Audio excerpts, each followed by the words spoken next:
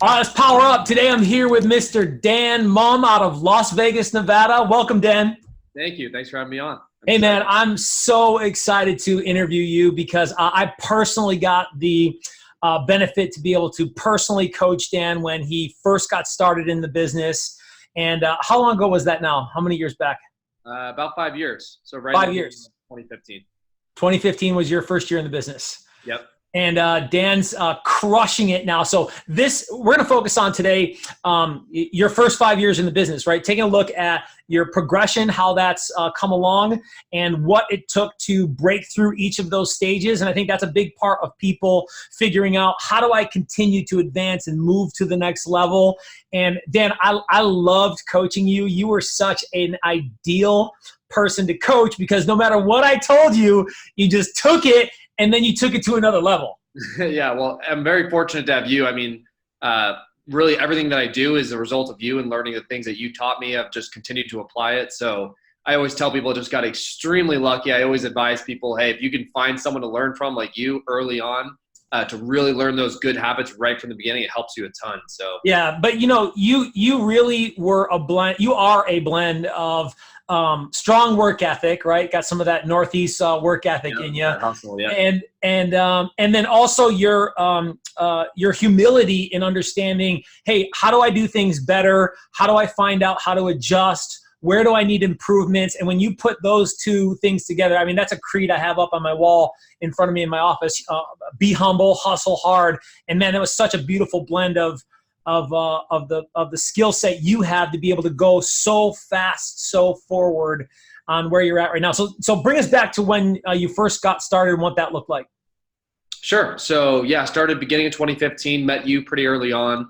I got all my numbers here. Do you want me to share some of that? Yeah. Tell us, share, please. Okay. So yeah, first year in the business was 2015. That was my first full year. Closed a total of 19 units, around 4 million. And then I'll just go through just to give you an idea of the progression and how things went. 16 was 27 units, 6 million. 2017 was 39 units, 8 million. 2018, this was my first year with a buyer's agent helping me out with some of those things, but it was still majority my production. That was 61 units of my personal deals, 17 million. And then this year we're projected for around 85 and 23 million in sales volume. Nice. So the first year, just because you asked about it, yeah, 2015 was the first full year.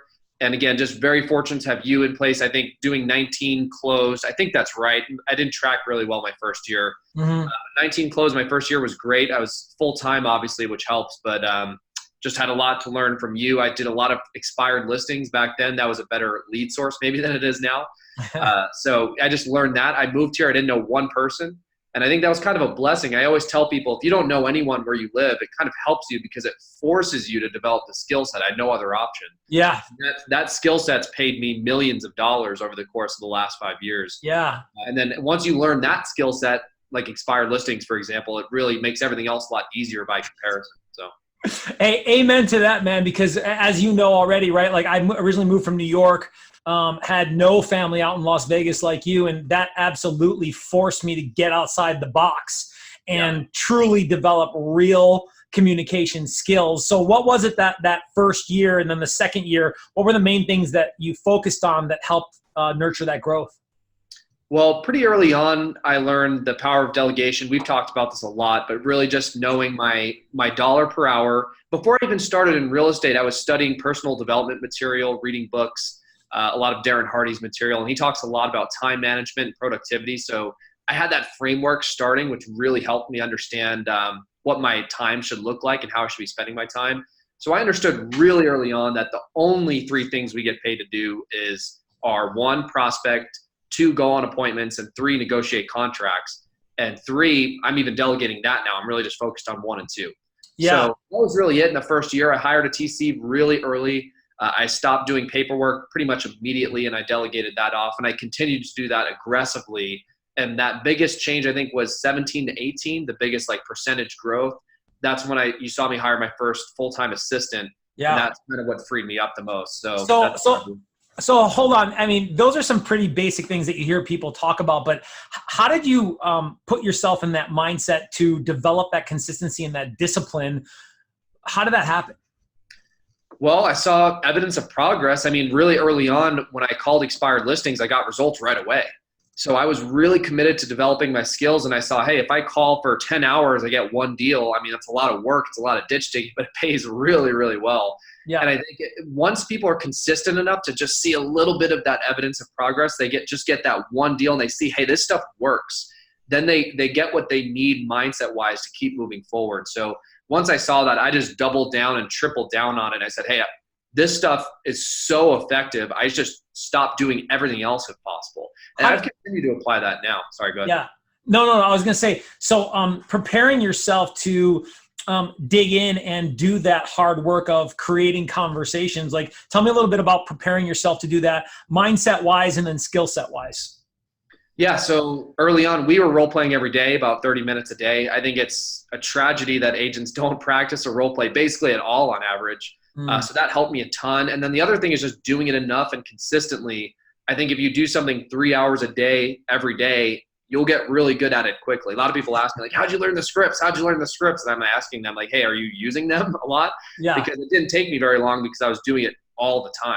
Yeah. And then mindset is so critical. I think everything in our business comes down to our mindset, right? We're not doing any physical work selling real estate, really, right. Especially on the listing side. So really all of it, I think the people who have a good mindset about prospecting get good results. People who don't have a good mindset won't get good results because you just don't have the right expectation. When you go in, the stronger, I think about this every day, how can I go into my day with a stronger mindset? Because that just directly translates into more results. Yeah. So give me some examples on what that looks like and how you exercise that. Yeah, well, what I've realized lately is just that my time between 7:30 and 9 is literally the most important part of my day. It's not proportionate. That time's not the same value as the time spent between 12 and 1, because first thing in the morning, I'm calling those expired listings for sale by owners. I'm making those most important calls. The dollar per hour is huge. And if I'm not on the top of my game then, it's a huge detriment to my results. So it actually starts the day before with getting to bed on time, waking up early, making sure I exercise in the morning, preparing so I don't have a bunch of other stuff that I'm thinking about while I'm making those calls. Yeah. Because in our business, there's a threshold. If you give 90%, you don't get paid 90%. You get 0. If I'm the second best person on an expired call and I don't get the deal, I don't get paid anything. You don't get paid anything. So if you're not 100%, 110% there and you're fully committed on that call, you don't see any results. So you have to hit that threshold every day, and that takes a while. Especially coming from like a 9-to-5 job, you don't really understand that. You have to be able to get into that mindset every single morning. And just to answer your question, yeah, I think it's preparation, reading. I spend a ton of time reading and listening to audio programs. I'm always immersing myself in that. I think that really helps. Tell me about pre-prospecting routine, like to warm up and before you get in the game and you make those calls. Do you have anything specific that you do for that? Yeah, I think one thing that's not talked about enough is having a really good environment that's not cluttered, that's conducive to prospecting, where it's like you don't have distractions, you don't have stuff all over your desk. I'm really big on that, maintaining a good environment. I think a group environment like we had is really helpful when you have that synergy. It's really hard doing this stuff on your own. You're always kind of fighting uphill. I don't think that's talked about enough either. And then, the pre-routine, it gets smaller and smaller once you've developed the skill set a little bit, but I still say the first opening line for my scripts 3 or 4 times before I start, just to get my inflection up, my energy up, because it's very easy to just slip into being monotone, especially me as an analytical. That's how I operate normally. So I have to practice that. I'm really big on facial expressions. You taught me this. Like if I really work on what my face actually looks like, that the inflection comes out naturally as if I'm talking to someone like I'm talking to you now. Yeah. So just doing that helps. Now that you're saying that, I'm remembering on coaching you on that, and you really being very intentional about leveraging that, about being intentional about taking that coaching that I was giving you and stepping outside of your box, because your primary is high C, right? Analytically minded. Yeah. Probably a good dose of D in there, maybe.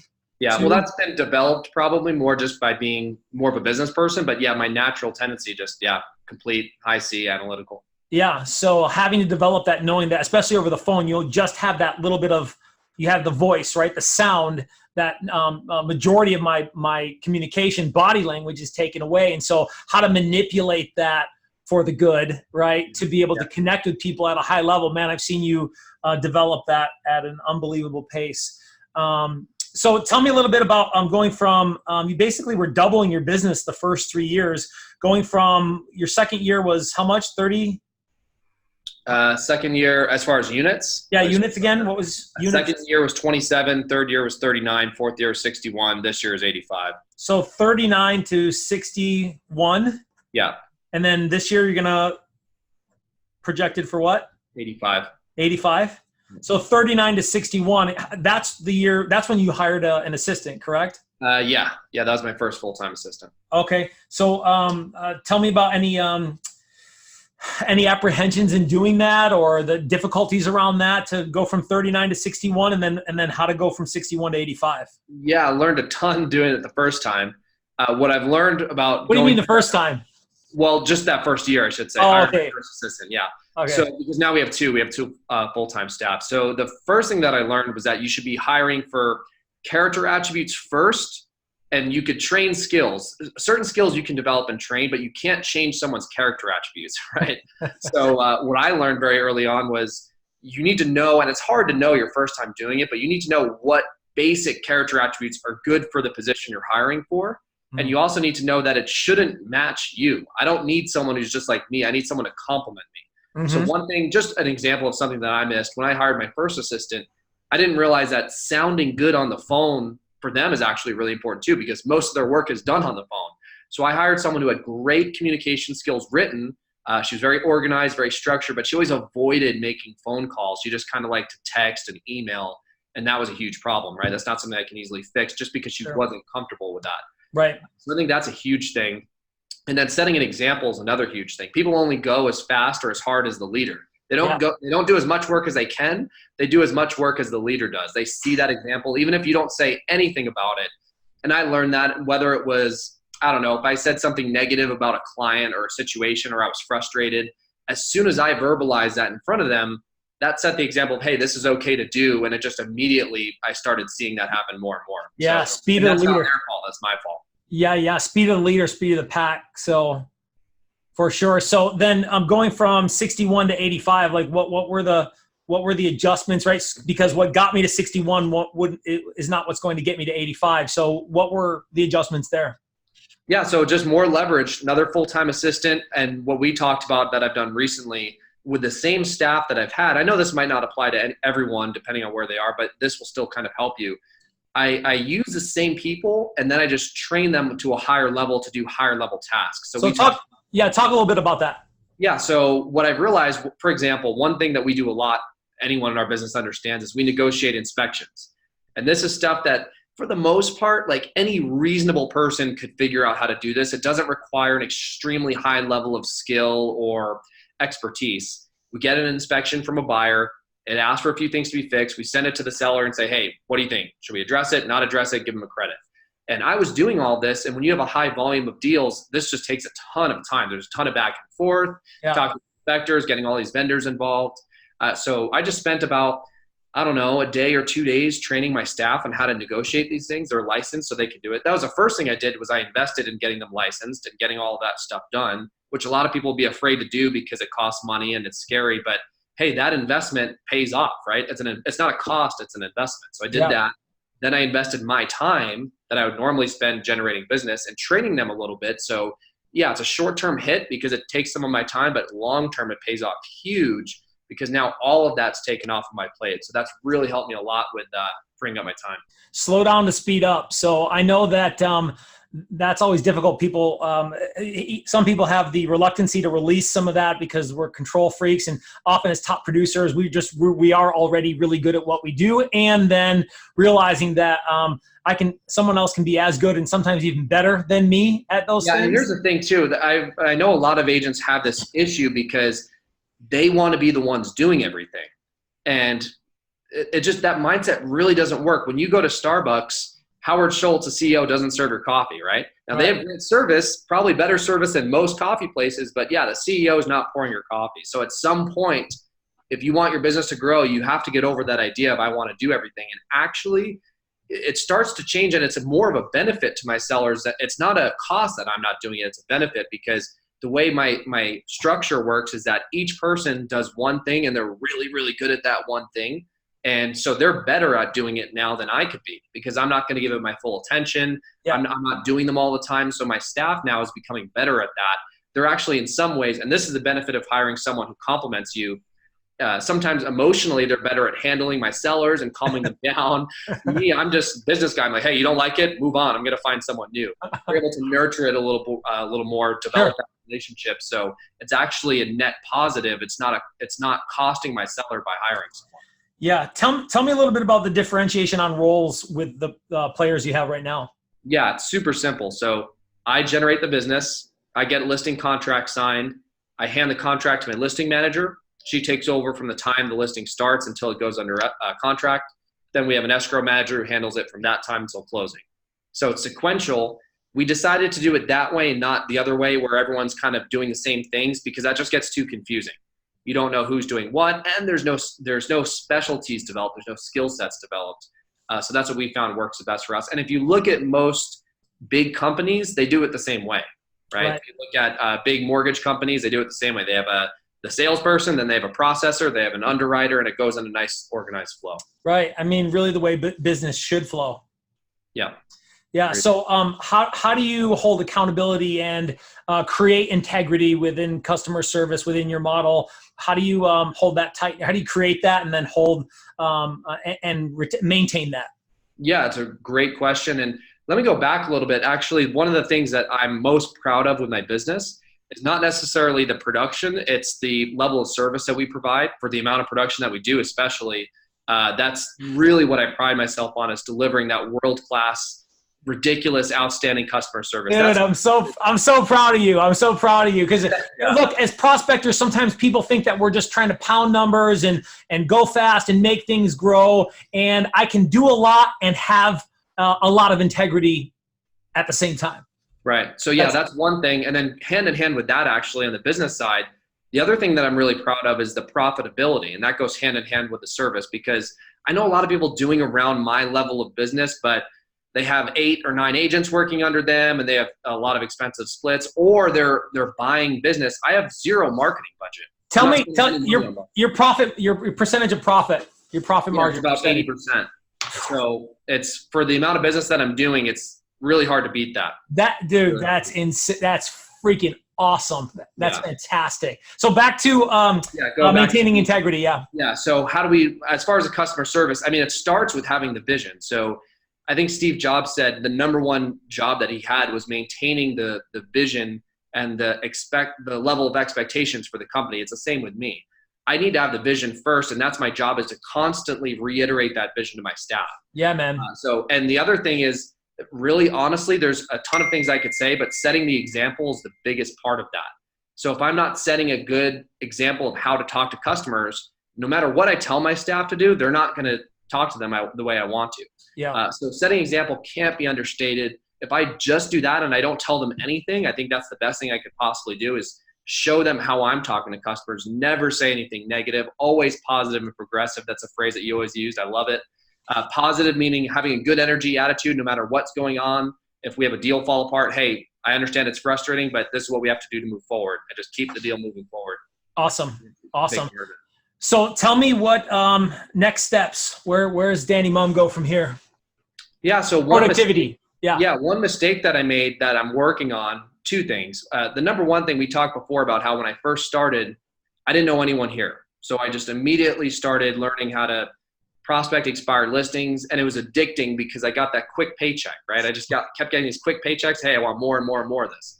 The problem with it that I found is that I wasn't developing long-term relationships. Yeah. And I used it as an excuse to not build my database. Yeah. So I said, oh, well, I don't know anyone here, so I have to do it this way. And the right approach would have been, hey, I don't know anyone here, so I'm going to do that. But at the same time, I'm going to start planting seeds and developing a farm and a database because in the future, that's what's really going to scale my business. And to give you a quick example, I could prospect 24 hours a day, 7 days a week with no breaks, never sleep, never eat. And I would still do less production, even with a good skill set that I have, I would still do less production than some other agents out there, right? So why is that? Well, the reason is at a certain point, you need to have a database that produces deals that come to you passively, right? Because that doesn't require as much of my time. Right. So that's really the next step for me is, and I've already made that change in the past year as far as being intentional about growing it. One just thing that I've worked on is, hey, every week I'm going to add 5 people to my database, 5 names, phone numbers, not strangers, that people that barely know me, but people that tell me they're willing to send me referrals and I have all of their information and they know me on a first name basis. So if I call them, they know who I am. Quality people in my database. That's what I'm working on right now. 5 a day or 5? What would you say? 5 a week. 5 a week. Okay. I was about to say, whoa, 5 a day. That's a big focus. I mean, if you're newer, even 1 a week or 3 a week would be a good goal. But now, since that's really my main focus, I have a pretty high goal set for that. Yeah, that's awesome. So where do you envision, do you have productivity goals already blueprinted for 2020? Yeah, so for next year, it's going to be about 120 transactions and looking to do about $1 million in revenue. I think the money is the most important thing, going back to the profitability. If you don't have a profitable business, it just doesn't make a lot of sense to me. So I really pride myself on that. We charge more than what most agents charge on commission. On about 60% of my listings, I'm getting 7%, sometimes more. I was just going to ask you that because I know it was high last time we talked. Yeah, never below 6, and or more than half the time we're getting 7, and that really helps a ton with providing better service. We're able to reinvest a lot more in our sellers. We're able to cover things that most agents just can't cover with problems that come up, take care of issues, and then the service experience overall is just better. So. Yeah. That's freaking awesome, man. That is fantastic. Tell me, last section here and I'm gonna throw a curveball at you here because we didn't discuss this, but your why. Now before you answer, I want you to dig deep. I want you to really don't give me a standard templated. Okay. I want what really I want to know what really drives Dan Mumm on the perseverance factor, that all the stuff that was so hard to lift up off the ground, like an airplane taking off, balls to the wall. That's an aviation term. People don't even know that. Balls to the walls, putting that lever down all the way. And what it took, is it different now than it was then? And then what is that perseverance factor, that searing hot driving why on where you're at now and where you're going? Yeah, really good question. I do think it changes for sure, depending on where you're at, and it should change. I think your innermost motivation should change. It should evolve. Really, for me, what it's always been and really is now more than anything is just tapping into my own potential as much as possible. I really believe personally, Paul, like I'm not lying when I say this. I'm not just saying this to sound good. I really think that I'm operating at 30 to 40% of what I'm physically capable of. Yeah. If that. Probably less. I would agree with you 100%, Dan. Yeah, and I think most people, what's funny is people who aren't performing at a high level tend to overestimate that. Whereas if you look at the really high performers, they're the ones saying, hey, I'm nowhere near what I could be doing. Yeah. And I see little glimpses of that. I mean, when I push myself a little bit harder, I make a few extra calls and I see that extra result come in. I make that extra call, ask for that referral that I'm afraid to ask for, and I get an extra deal here or there. I realize, wow, what if I was doing what I know I should be doing every single day to the absolute highest capability? That really inspires me, because at the end of the day, honestly, at this point in time, I can afford a lot of the things that I want in life. I have a pretty good lifestyle, and that's not enough. That's not enough just to want material things. Now, I think when you're getting started, for me, I wanted material things. I wanted a nice car. I wanted a nice house. And I think that's great, because that's a channel for you to develop your skills and develop yourself and improve yourself. But ultimately, that you can't stay there, because that's not, it's not sustainable. Well, it was, I'm sure there was a driving factor to go from the Civic to the Jaguar. I mean, that was. Yeah, so I went from a Honda Civic to a pretty brand new Jaguar, which was nice. I love it. Yeah, that was part of it. But then once you develop yourself as a person and improve, it kind of evolves and changes. And really now that's what it's all about. I think that at some point in my life, I'll have a 9-figure company, $100 million company. And that's what I think about every day. I'm trying to constantly think big. Just a real quick story. I remember when I was when I first left college, I had student debt, and it was like, I don't know, it wasn't a whole lot, like $10,000 to $20,000 in debt. I was fortunate; my parents paid for most of my college, but I was trying to pay it off. Every paycheck I got, like I put, I don't know, like $20 or $30 towards it. I was trying to not drink Starbucks and use that money to pay for it, and I was making a tiny bit of progress. And then I closed, I think, my 3rd or 4th deal, and I paid off all the student loans in one commission check. Okay, this is probably the right way to start. I need to be thinking a little bit bigger here. And that was my first glimpse into like, hey, I need to be thinking at a bigger scale. Yeah. And that's kind of changed. And that's what I focused on over time.